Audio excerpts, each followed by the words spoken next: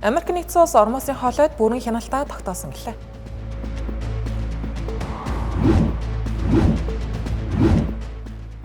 Өмнөд Солонгос улсын ерөнхийлөгч асан Юн Сук Ёлд 30 жилийн хорих хял оноож магадгүй байна.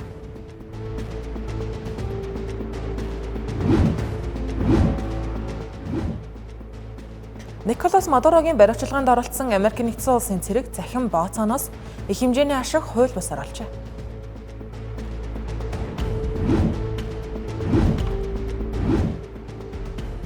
Хөл бөмбөгийн дэлхийн аваргад Ираны оронд Италийн багийг оролцуулах төлөвлөгөө байхгүй.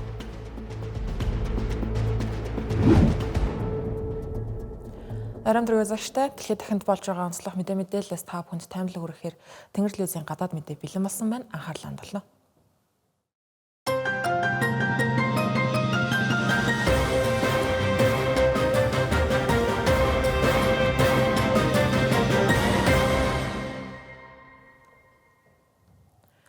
За Леон болон Израилийн хооронд гал зогсоох хэлэлцээр сунгагдсан талаар ерөнхийлөгч Дональд Трамп өнөөдөр мэдээллээ.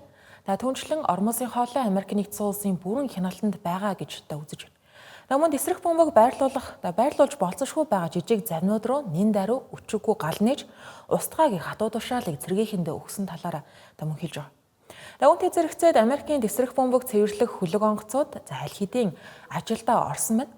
Ливан дахь гал зогсоох хугацааг сунгах тухай шийдвэрийн тухайд цагаан ордонд болсон Израиль болон Ливаны элчин сайд нарын уулзалтын үеэр тэрхүү шийдвэр гарсан юм.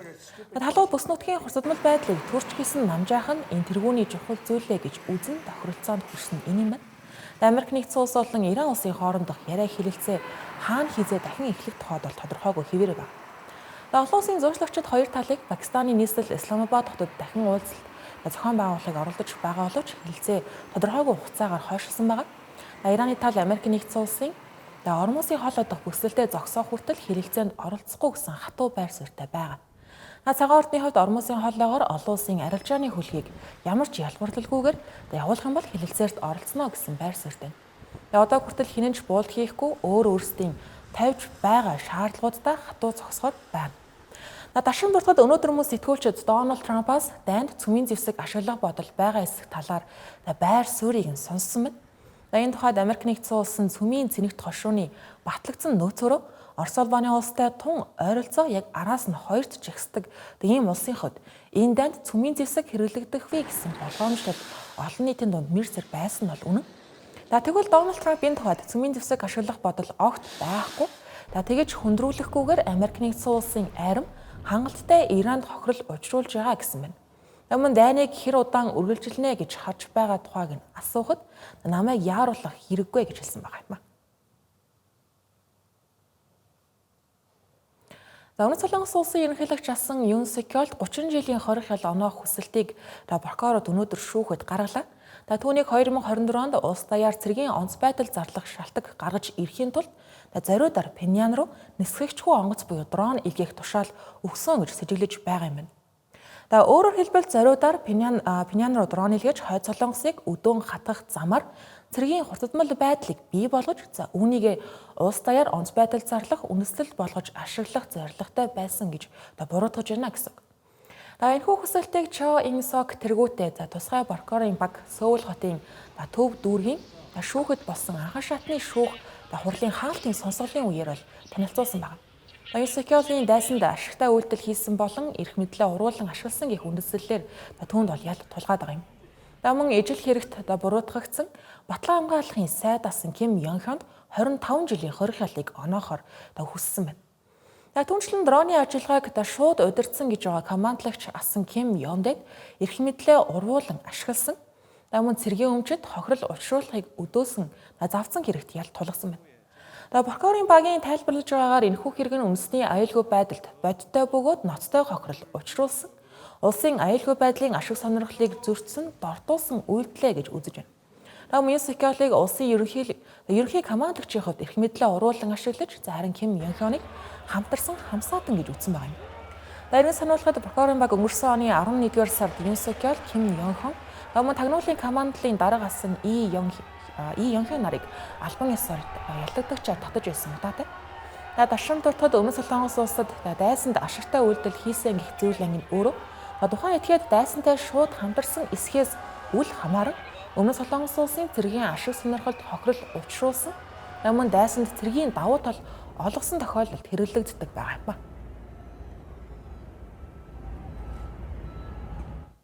Дараагийн онцлог мэдээ. Америк нэгдсэн улсын тусгай ажиллагаанд оролцсон нэгэн цэргийн албан хаагч Венесуэл улсын ерөнхийлөгч Николас Мадурог баривчлах ажиллагаатай холбоотой нууц мэдээллийг ашиглаж онлайн бооцооны зах зээлээс буюу хүмүүсийн сайн мэдгээр Поли Маркетаас $400,000 $1 ашигыг хууль бусаар олсон хэрэгт буруутагдаад байна. Тодорхойлох юм бол Canon Ken Van Dyke нэртэй энэхүү цэрэг нь 2026 оны 1-р сард болсон энэхүү баривчлах ажиллагаанд бол өөрийн биеэр оролцож тухайн ажиллагааны нууц мэдээлэлд хандах эрхээ ашиглан Poly Market платформ дээр бооцоо тавьж ашиг олсон гэж Нью-Йорк хотын холбооны прокурорын газраас мэдээлсэн байна.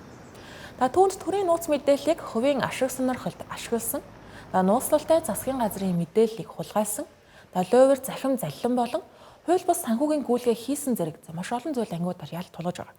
Одоогоор яг хэдэн жилийн хоригдол авах нь бол тодорхойгүй байна.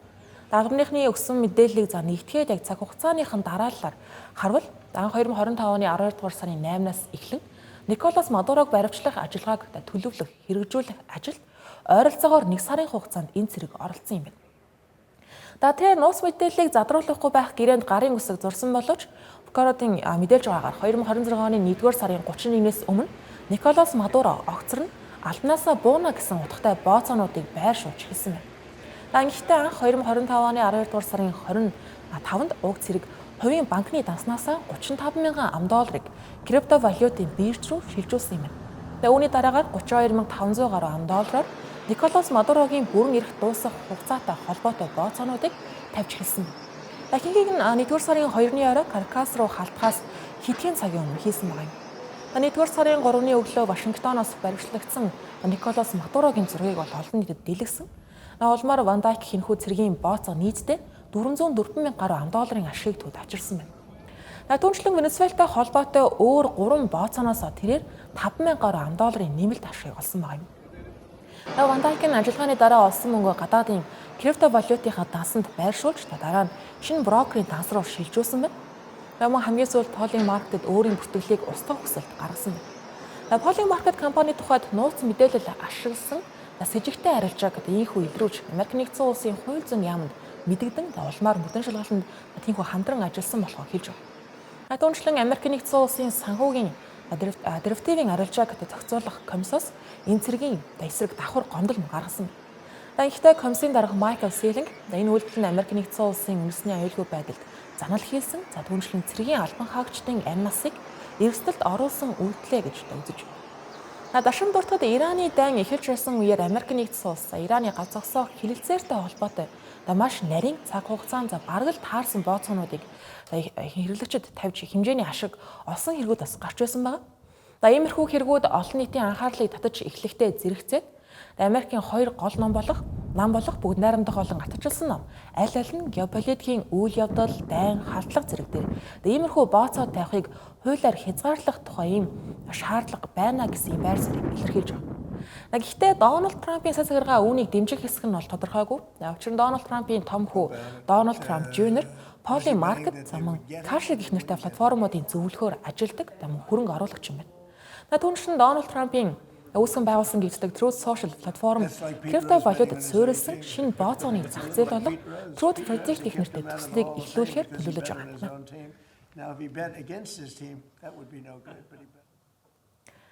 Ираны таны улмаас Америк нэгдсэн улс энэ зам болох хөл бөмбөгийн дэлхийн аваргад Ираны багийг оролцуулахгүй бойкотлох гэж байгаа тухай. Нэмээд Итали улс үүнийг нь ашиглан Европоос оролцох эрхээ авч чадаагүй ирнэ. Ираны оронд оролцохоор лоббидож байна гэх мэдээллүүд гарч хөл бөмбөг сонирхчдын дунд ярианы халуун сэдв болоод байсан. Тэгвэл энэ 7 хоногт олон улсын хөл бөмбөгийн холбоо буюу FIFA-гаас энэ зам болох дэлхийн аваргад Ираны оронд Итали улсыг оролцуулах төлөвлөгөө байхгүй гэдгийг тодорхойллоо. Энэ оны хөл бөмбөгийн дэлхийн аваргад Ираны оронд Италийн багийг оролцуулах эсвэл Азиас өөр улс оруулах тухай санааг Америк нэгдсэн улсын ерөнхийлөгчийн тусгай элч дэвшүүлсэн ч албан ёсоор хэлэлцэх түвшинд хүрээг байна.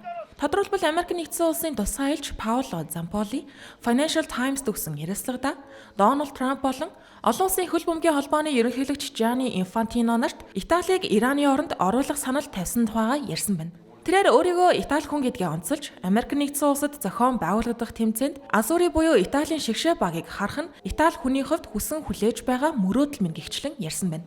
Түүнчлэн Италийн баг 4 удаагийн дэлхийн аварга учраас оролцох нь гайхаад байх зүйл бишээ гэж тайлбарлажээ.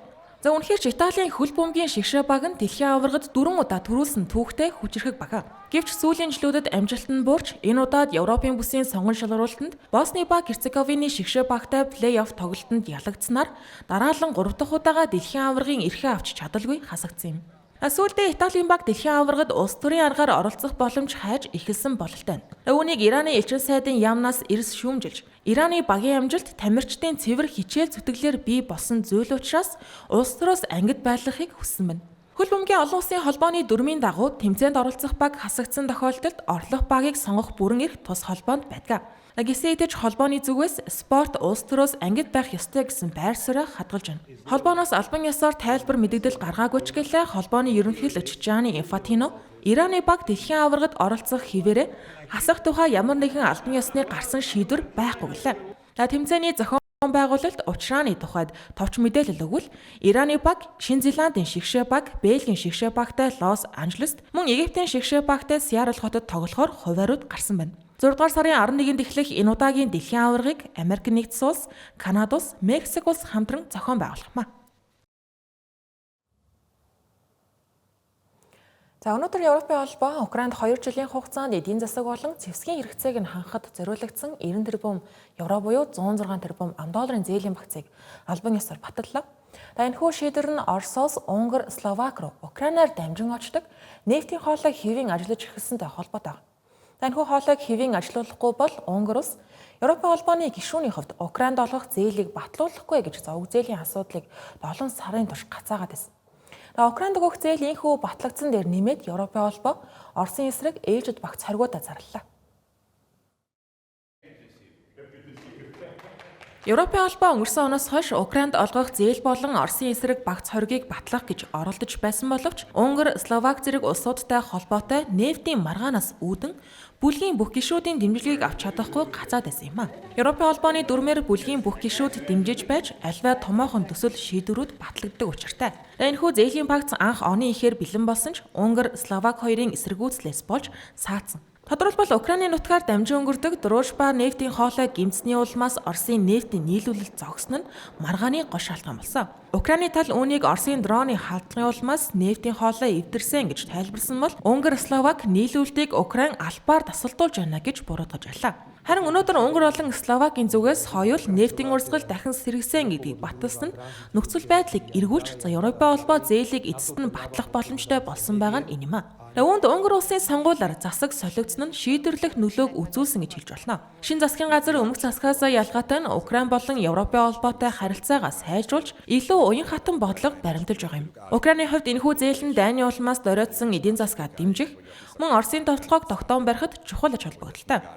Санхүүжилт ойрын хугацаанд үе шаттайгаар олгогдох төлөвтэй байна. Анх Европын холбоо уг зээлийг Оросын зарцаасан хөрөнгийг барьцаалж санхүүжүүлэхээр төлөвлөсөн байсан ч эдгээр хөрөнгийн ихэнх нь байгаа Бельги улс саналыг дэмжээгүй тул олон улсын зах зээлээс зээлийн санхүүжилтийг босгох хувилбарыг сонгосон байна.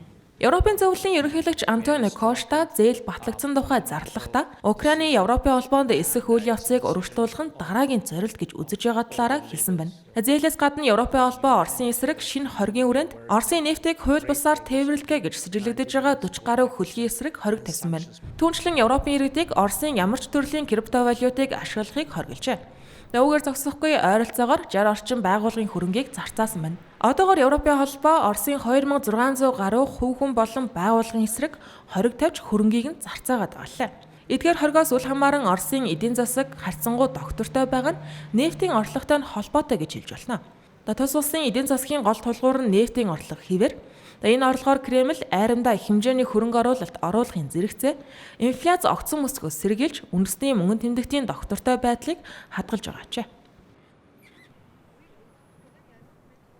Мэдээ үргэлжлүүлж байна. Өргөжлүүлэн бусад онцлог мэдээллийг тавчаар өргөнө.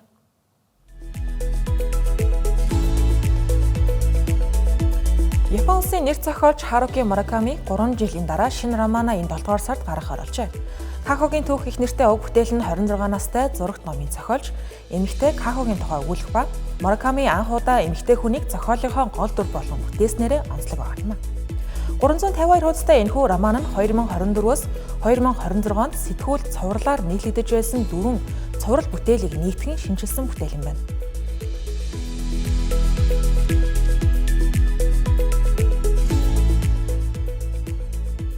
Америкийн нэгдсэн улсын хууль зүйн яам эмнэлгийн зориулалтад марихуан буюу каннабисыг аюул багтай харт амхины ангилалд шилжүүлэх шийдвэр гаргалаа. Тодорхойлбол каннабисыг хамгийн өндөр эсэлттэй 1-р ангиллаас 3-р ангилалд шилжүүлж зохицуултыг нь сулруулж байна. Гэхдээ холбооны хэмжээнд уг мансууруулах байдлыг хууль бус гэж үзсэн хэвээр байна. Энэхүү өөрчлөлтийг албаныхан үр дүнд нь каннабисыг эмчилгээний зориулалтад хэрхэн ашиглах тухай судалгааны боломж нэмэгдэнэ гэж харж байгаа юм.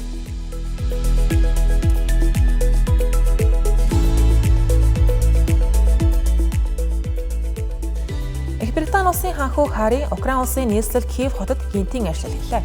Тэрээр Украинд байх үедээ дайнд өртсөн оронд тусламж үзүүлдэг Hand of Trust байгууллагад очиж мин цэвэрлэх ажиллагаатай танилцахаар төлөвлөсөн байна.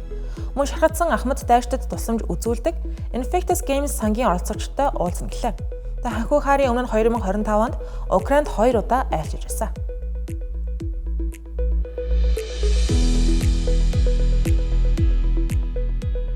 Meta Platforms компани нийт ажилтнуудынхаа ойролцоогоор 10% буюу 8,000 хүнийг цомогдохоор шийдвэрлэжээ. Мөн 6,000 орчим нээлттэй ажлын байрыг буцаан татахаар төлөвлөсөн байна. Энэхүү цомогдуулалт нь 5 дугаар сарын 20-оос хэрэгжиж эхлэх ба хэмэл оюун чиглэсэн их хэмжээний хөрөнгө оруулалттай холбоотой гэж тайлбарллаа. Уг компани зүгээс 2025 онд хэмэл оюуны дэд бүтцэд 72.2 тэрбум $, зарцуулсан бол энэ онд энэ зардал 115 тэрбум $-д хүрэх төлөвтэй байна.